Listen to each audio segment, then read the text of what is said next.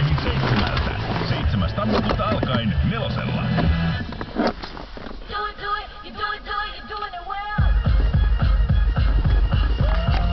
Kundi sanoi mulle, että mä olen kissa. Mä olin, että ai jaa.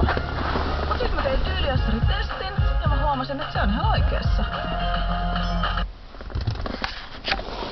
Laukoo jälleen tulisesti ja Vehanen torjuu. Ja siinä jälleen sellaiset pienet merkkausvirheet omalla alueella aiheuttavat sen, että pomppukiekkoja tulee. Ja nyt vain pitäisi pitää se kuuluisa pää kylmänä, jotta tässä ei Venäjä pääse sitten iskemään johtomaalia, vaan päinvastoin lyötäisiin sitten painetta toiseen päähän. Siinä sidotaan Osalaa voimakkaasti.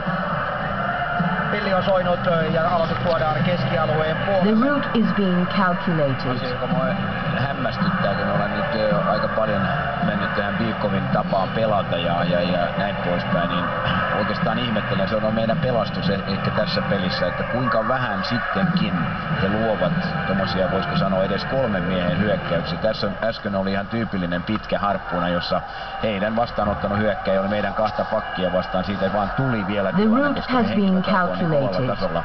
Mutta jos mä mietin vaikka Bykov, Homutov, Kamenski, niin kyllä ne veljet aina meni keskialueen kaikki 1000 ja 100, vähintään 3 miestä aina täysvauhtisessa hyökkäyksessä. Erittäin harvoin nähdään nyt Venäjältä semmoista, jossa kaikki 3 hyökkääjää ylittää keskialueen täydessä vauhdissa ja etäisyydet kunnossa. Et kyllä siinä vielä hiomista on veli Bykovillakin.